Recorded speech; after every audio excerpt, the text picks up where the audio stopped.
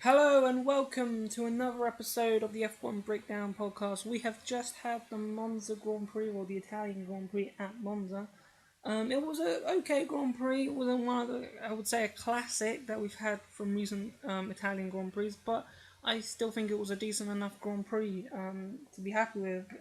But the outcome for the championship may have not been what we would have hoped, but to be honest with you, from the Friday practice sessions with Red Bull, and Sebastian Vettel, it seemed pretty clear that it was going to be a Red Bull dominant weekend this weekend in Monza, and it was the case with Sebastian Vettel claiming another victory like he did 2 weeks ago in Belgium to really extend his championship position. Now he is 53 points clear in the title race, and with Alonso being his nearest rival 53 points behind the German, and with Hamilton and Raikkonen having a pretty much of a nothing race in Italy this weekend due to running into their own problems, which we'll get into later.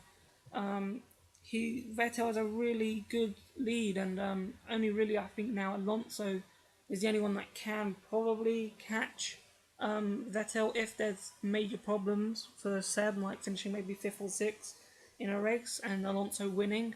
I can't see that Red Bull having another retirement like it did in Silverstone. The cars are pretty much, bulletproof these days.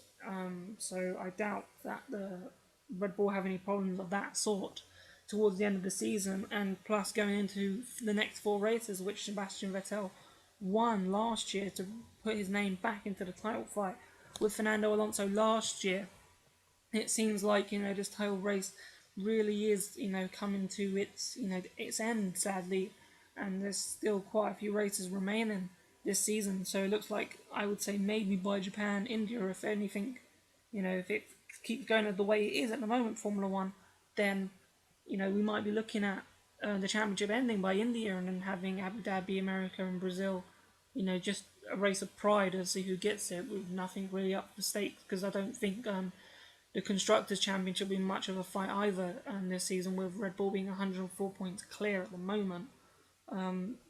It's looking like the season's over and it's going to be a 4 consecutive championship for Vettel and a 4 consecutive championship for Red Bull. But hopefully, Fernando Alonso, Lewis Hamilton and Raikkonen can really start hitting the results and beating that Red Bull car. But at the moment, that seems like a very tall order at the moment. So having another look at the Italian Grand Prix, Nico Hülkenberg was definitely the standout driver in Italy this weekend, putting himself on 3rd on the grid in qualifying, which was amazing for the Sauber, with his teammate down in 17th on the grid. So he's obviously showing that the Sauber car does have pace, and showing up Esteban Gutierrez in a way which is he's still rookie Esteban Gutierrez, but when your teammate's qualifying 3rd and you're struggling to get out the first part of qualifying, there's a bit of problems at that development-wise, which he has said, Esteban Gutierrez. He said he feels like he's got better through the practice sessions, giving information to the team and the race itself, because he did climb himself back up to finish 12th. So, full credits to Esteban Gutierrez for that. But, with Hülkenberg finishing 5th in that Grand Prix, you can tell that, the experience was showing from Hülkenberg. But, craziness as it is, he might not even have a drive for next season, which we'll get into in our next podcast, where we talk about, the driver moves that have happened over the weekend. Obviously, with Daniel Ricciardo's big move to Red Bull, we're talking more about that in our next podcast coming up. But he's definitely, I would say, Hülkenberg has put his name out into the shop window for a Ferrari seat, because his name's been heavily linked with Ferrari, and obviously with Sauber having the Ferrari connections with their engine, so we never know, but we'll get more into that in the next podcast. So looking back at the Hamilton and Raikkonen having a pretty much of a nothing race in Italy, which was costly for the championship, and it was kind of because of their qualifying positions, they were down in the midfield of the grid, qualifying 11th for Raikkonen, 12th for Lewis Hamilton, and 13th for Roman Grosjean. So not really where those drivers wanted to be in qualifying, and that meant they were in the the big congestion charge down into turn 1, basically, with all the cars and the concertina ring effect going down into turn 1. It's really narrowed down at Monza, and you're trying to fit four free cars through the first chicane, and it doesn't work. And it didn't really work for Kimi Raikkonen, because he went into the back of Sergio Perez in the first corner, causing him to lose his front wing, which cost him, because he had to pit at the end of the first lap, and that was it. He was out of position for the whole race, forced him to go into a two-stop strategy when everybody else was virtually going for a one-stop strategy. So having to make that extra pit stop cost Raikkonen an extra 20 seconds, or 27 seconds actually, was for some of the stops, because of the speeds that they travelled down the pit straight when you're travelling at 50 miles per hour, and then the people on the left-hand side of you driving at 200 miles per hour. The pit lane speed loss is quite big at Monza because of the speeds. So that meant they had nothing to race, and Hamilton got a slow puncture. Maybe that was caused by the front wing damage and all the carbon fibre confetti that was spread over the first corner, which Hamilton had to run over because he was behind Raikkonen, trying to keep out of trouble in the first corner, and he may have picked up a slow puncture from running over the carbon fibre, which led to him having a slow puncture, which led to him pitting on about lap earlier than usual. Lap 13 he pitted, and that's it, another two-stop strategy for Hamilton, and then you have to battle through the whole field, like a sprint race in general, really, to try and catch up and actually score points. And with Hamilton only finishing 9th, scoring 2 points, and Raikkonen for the second race in a row now not scoring any points, because he didn't score any points in Belgium, breaking that amazing point-scoring run that he's had. It shows that they've kind of out of the championship now, because they're both over 80 points behind Sebastian Vettel. So looking at that, it just doesn't seem to be like they're really in the title race anymore, and their title hopes are over. So I don't know if that was maybe for Lotus and Mercedes, they could maybe start more focusing towards 2014, because looking at that championship position, even if I was a team boss or team owner, I would think, okay, the title's virtually gone now. We can, throw a little bit towards the car, but main focus, 90% of the focus must be towards, 2014 now, and just, 81 points behind, 80 odd points behind Sebastian Vettel.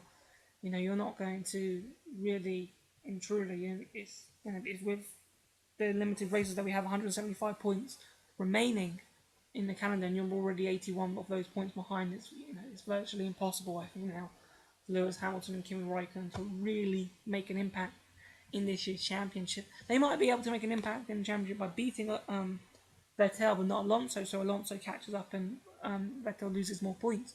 But I can't really see that happening, so maybe it is time for them to switch their focus to 2014 and try and get a head start. I think even Red Bull could, even turn an eye really towards 2014 with the lead that they have, both in the Constructors and the Drivers' World Championship at the moment. So it'll be interesting to see how that pans out towards the rest of the season. If teams that were in the championship now, come Singapore, Japan, have switched their focus to 2014 with the new engine regulations. So that was really the Monza Grand Prix. We had 2 retirements though. The rest are crashing in the first lap, hitting Romain Grosjean.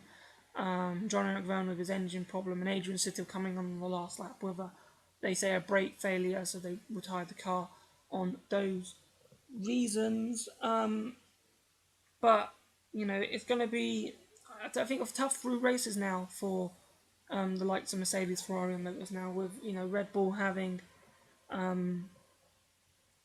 race car basically suited for the likes of Singapore, maximum downforce. Basically what Red Bull is about, with Japan and Korea as well. A few long straights, but we've seen now in the low downforce packages that Red Bull are just as quick as anyone else. Last year being one of the slowest in the speed traps, now being near the top of the speed traps. They've sorted that out, and now they're superb at every racetrack. Which, not every team is superb at every racetrack, but Red Bull seem to be dominant everywhere they go. They don't have a car that's not suited to any track anymore, I don't feel. So when they say Monza, Montreal and Spa are supposed to be our worst tracks, and yet they've gone and won all 3 races of those races, you'd probably say it's one of their stronger tracks. But, every track for them is a strong track now, so, it's worrying in that retrospect. So we're really hoping that, next season that we can have actually, 2 teams or 3 teams that are just as good as each other with the new engine regulations, and so that we actually get like a really good title fight between all the best drivers. That would be so good for the sport. Whereas the last couple of years, really, it's just been Red Bull dominance, a bit like the Ferrari days at the beginning of the century. We're seeing it now with Red Bull. So, that was really it for the Monza Grand Prix look back review, if you would call. In the next episode, we will be looking at the driver move. So we'll be looking at Ricciardo's move to Red Bull, obviously the big one. Will he be able to make an impression on that seat and on Sebastian Vettel? We'll be looking at McLaren. They yet to sign Sergio Perez and Jenson Button, but I think it's virtually that they will be in the car for next year. Ferrari, we expect the decision to be made on Wednesday, so this, the drive podcast one that will be making pretty quickly after this one and be out pretty soon after this podcast. And then on Wednesday we may do another one if an announcement is made, or on Thursday morning, depending on what time the announcement is made on Wednesday. And then we've got Sauber with the Nico Hulkenberg and Sergei Sorokin move, possibly. We've got Toro Rosso, who's going to replace Daniel Ricciardo. And we'll take a look at the lower teams of Caterham and Marussia. Are they going to sign another GP2 youngster and drop one of their drivers? We'll be taking a look at that in the next podcast. So for now, thank you very much for watching. I hope you enjoyed the Monza Grand Prix and the Italian Grand Prix. We look forward to the Singapore Grand Prix in 2 weeks' time, 22nd of September. So thank you very much for listening again. And please remember to subscribe, like, add the favourites, follow us on Twitter and Facebook. And thanks for listening. Bye-bye.